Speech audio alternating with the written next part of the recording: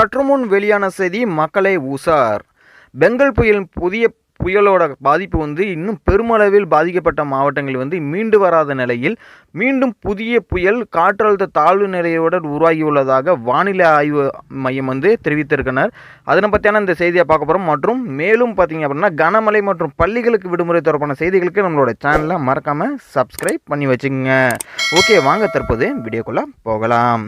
வங்கக்கடலில் நிலவும் வளிமண்டல கீழடுக்கு சுழற்சி காரணமாக தமிழகம், புதுச்சேரி மற்றும் காரைக்கால் பகுதிகளில் இடி மின்னலுடன் கூடிய லேசான முதல் மிதமான மழை பெய்ய வாய்ப்புள்ளதாக சென்னை வானிலை ஆய்வு மையம் தெரிவித்துள்ளது. பெஞ்சல் புயல் காரணமாக எதிர்பாராத வகையில் விழுப்புரம், திருவண்ணாமலை, கடலூர், கள்ளக்குறிச்சி ஆகிய மாவட்டங்களில் அதி கனமழையால் ஏற்பட்ட வெள்ளத்தால் பெரும் சேதத்தை ஏற்படுத்திவிட்டு சென்றது.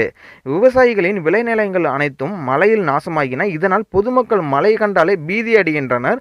இந்த நிலையில் மீண்டும் எப்போது மழை தொடங்கும் என்ற தகவலை சென்னை வானிலை ஆய்வு மையம் தெரிவித்துள்ளது. அதில் தென்கிழக்கு அரபிக்கடல் மற்றும் அதனை ஒட்டிய பகுதியின் மேல் ஒரு வளிமண்டல கீழடுக்கு சுழற்சி நிலவுகிறது.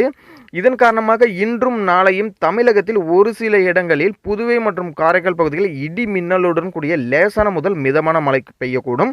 அதே போல 7ஆம் தேதி முதல் 10ஆம் தேதி வரை தமிழகத்தில் ஓரிரு இடங்களிலும், புதுவை, காரைக்கால் பகுதிகளில் லேசான முதல் மிதமான மழை பெய்யக்கூடும்.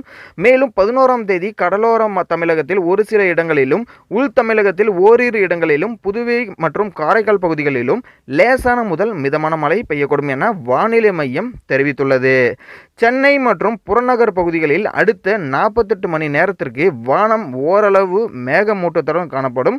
நகரின் ஒரு சில பகுதிகளில் இடி மின்னலுடன் கூடிய லேசான முதல் மிதமான மழை பெய்யக்கூடும். அதிகபட்ச வெப்பநிலை 32 முதல் 33 செல்சியஸை ஒட்டியும், குறைந்தபட்ச வெப்பநிலை 25 முதல் 26 செல்சியஸை ஒட்டியும் இருக்கக்கூடும் என கணிக்கப்பட்டுள்ளனர். நன்றி, வணக்கம்.